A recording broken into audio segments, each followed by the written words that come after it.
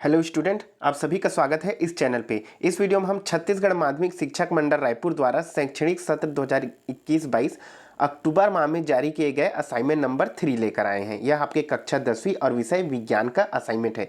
देखिए, इस असाइनमेंट में आपके विज्ञान के सभी प्रश्नों के आंसर आपके बुक से ही लिए गए हैं। कोई भी आंसर आपके बुक से बाहर का नहीं है। इस वीडियो के माध्यम से आप अपने असाइनमेंट को और बेहतर तरीके से बना सकते हैं। यदि आप इस चैनल पर नए हैं तो नीचे लिखे सब्सक्राइब के बटन को जरूर दबा दें, जिससे आपको आने वाली हर एक सब्जेक्ट के असाइनमेंट आसानी से प्राप्त हो सके। तो चलिए इस वीडियो की शुरुआत करते हैं। तो देखिए, आपके विज्ञान के असाइनमेंट में पहला प्रश्न कौन सा पूछा गया है। देखिए, पहला प्रश्न है निम्नलिखित को संक्षेप में लिखिए। देखिए, इसमें 4 पार्ट है। पहला लिखिए अयस्क, फिर खनिज, और तीसरा धातुमल, और चौथा गालक। इन चारों पॉइंट को क्या करना है, आपको समझाना है। और प्रत्येक के लिए 1 अंक है। टोटल कितने हैं, 4 अंक है। शब्द सीमा 75 से 100। तो सबसे पहले उत्तर डाल के लिखेंगे अयस्क लिख लेंगे। अयस्क की परिभाषा लिख लेंगे, ऐसे खनिज जिनमें धातु की मात्रा अधिक और अशुद्धियां कम होती है तथा जिनसे धातुओं का निष्कर्षण कम खर्चे में और सुविधाजनक तरीके से किया जाता है, अयस्क कहलाते हैं। यह हो गया पहला पॉइंट।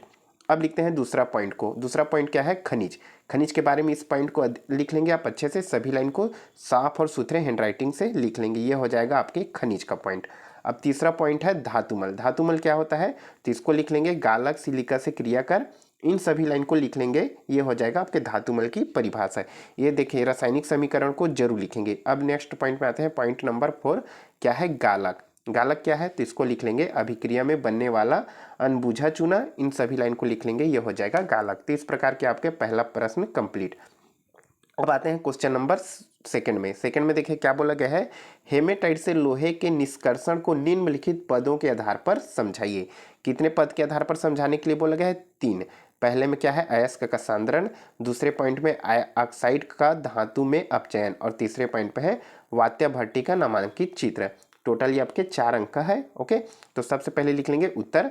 छत्तीसगढ़ में पाया जाने वाला लोह का प्रमुख अयस्क हेमेटाइट है, जिसका निष्कर्षण निम्न पदों के आधार पर किया जाता है। अब पहला पॉइंट में लिखेंगे अयस्क का सांद्रण। इन सभी लाइन को आप अच्छे से लिख लेंगे, ये हो जाएगा आपका पहला पॉइंट। अब दूसरे पॉइंट में आएंगे, ऑक्साइड का धातु में अपचयन। इनको आप अच्छे से लिख लेंगे। रासायनिक समीकरण को भी आप अच्छे से लिख लेंगे, ये हो जाएगा दूसरा पॉइंट। अब आते हैं तीसरा पॉइंट में, क्या बोला गया है, वात्या भट्टी का चित्र बनाइए। यह 2 अंक का है। तो इसमें आप अच्छे से साफ और सुथरे हैंडराइटिंग में अच्छे से इसका डायग्राम बनाएंगे। ये हो जाएगा वात्या भट्टी का चित्र। यहाँ से पिघला लोहा निकलता है, यहाँ से धातुमल का स्तर, गर्म हवा यहाँ से अंदर जाती है। ओके, इसको सभी को और ये टेम्परेचर को जरूर लिखेंगे। ये हो जाएगा वात्या भट्टी का नामांकित चित्र।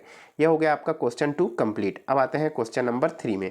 क्वेश्चन नंबर 3 में क्या बोला गया है, धातु और अधातु में कोई 4 अंतर लिखिए। 4 अंतर में 4 अंक है। ओके, देखिए इसमें यह नहीं बोला गया है कि रासायनिक अंतर लिखिए या भौतिक अंतर लिखिए, तब कोई भी 4 अंतर लिख सकते हैं। तो यहाँ लिखेंगे, देखिए यहाँ पे मैंने आपके लिए दे दिया है, यह आपकी बुक में ही दिया गया है। तो पहला लिख लेंगे, पारे को छोड़कर सभी धातुएं ठोस अवस्था में पाई जाती है। देखिए एक ब्लॉक बना लेंगे, एक तरफ रख लेंगे धातुएं को और दूसरे तरफ अधातुएं को। अब यहाँ लिखेंगे अधातुएं ठोस, द्रव तथा गैस तीनों अवस्था में पाई जाती है।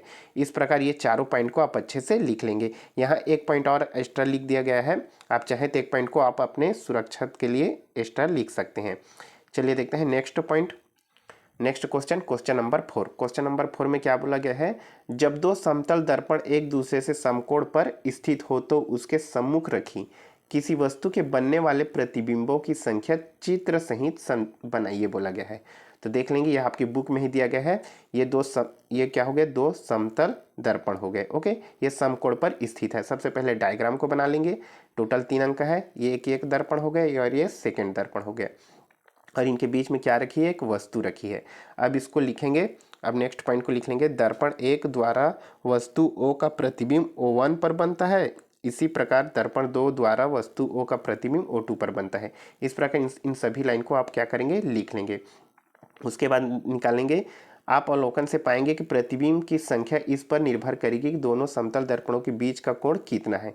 तो देखिए प्रतिबिंब की संख्या कितनी है, 360/थीटा लिखेंगे -1। अब इस प्रकार निकालेंगे, दोनों दर्पणों के बीच का कोण 90 डिग्री है, तो 360/थीटा -1 इक्वल टू 4 - 1 बराबर 3। तो देखिए इसका आंसर क्या हो जाएगा, इसका आंसर हो जाएगा 3। कितने प्रतिबिंब बनेंगे? तो ये हो जाएगा ये इसका आंसर। 3 प्रतिबिंब बनेंगे। 2 समतल दर्पण को समकोण की स्थिति में आपस में रखेंगे तो उनके बीच कोई वस्तु स्थित है तो उसमें कितने प्रतिबिंब बनेंगे? 3 प्रतिबिंब बनेंगे। ये हो गया इसका आंसर। अब आते हैं क्वेश्चन नंबर 5 में। क्वेश्चन नंबर 5 में क्या है? 2 पॉइंट है, आ और ब। आ में क्या पूछा गया है? स्नेल का नियम लिखिए। और ब में एक मछली तालाब की सतह से 75 सेंटीमीटर गहराई पर प्रतीत होती है, तो सतह से उसकी वास्तविक गहराई बताइए बोला गया है। तो सबसे पहले हम स्नेल का नियम लिखेंगे। अ पॉइंट को, स्नेल का नियम क्या है? तो इस सभी पॉइंट को आप अच्छे से लिख लेंगे। ये हो जाएगा स्नेल का नियम 2 नंबर का। अब आते हैं क्वेश्चन बी में। इसमें क्या पूछा गया? मछली तालाब की सतह से 75 सेंटीमीटर की गहराई पर प्रतीत होता है। मतलब यह 75 सेंटीमीटर क्या है? उसकी आभासी गहराई है। हमें वास्तविक गहराई निकालनी है तो लिख लेंगे, यह उसका उत्तर हो जाएगा।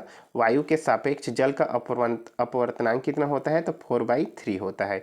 ओके, अब इसमें फार्मूला लगाएंगे। वास्तविक गहराई और आभासी गहराई क्या होता है? तो वास्तविक गहराई 4 और आभासी गहराई 3, 4/3 होता है। ओके, 4/3। अब इस फार्मूले को हम लिखेंगे, यह हो जाएगा इसका फार्मूला। तो देखिए वास्तविक गहराई क्या होता है? तो वास्तविक गहराई इक्वल टू 4/3 इंटू आभासी गहराई, ये हो जाएगा इसका फार्मूला। तो फार्मूला सीधा लगा देंगे, 4/3 करेंगे, उसके बीच क्या करेंगे? गुणा करेंगे। और 75 क्या है? हमारा आभासी गहराई जो कि दिया हुआ है। और ये क्या निकालना है? हमें वास्तविक गहराई निकालना है। तो इसको सॉल्व करेंगे तो क्या हो जाएगा? 3 से कटाएंगे 75 को तो ये 25 बार में कटेगा, और 25 का गुणा 4 से करेंगे तो क्या इतना आ जाएगा? 100। तो इस प्रकार इसका कितना हुआ उत्तर? 100 सेंटीमीटर। मतलब वस्तु की गहराई कितनी है? वास्तविक गहराई 100 सेंटीमीटर होगी। ये हो जाएगा इसका आंसर। सिंपल सा है। तो इस प्रकार आपके असाइनमेंट कंप्लीट हुए। अन्य सब्जेक्ट के असाइनमेंट देखने के लिए आप डायरेक्ट मेरे चैनल पे जाके देख सकते हैं। और वीडियो अच्छा लगा तो लाइक, सब्सक्राइब और अपने दोस्तों में शेयर करना ना भूलें। Thank you so much.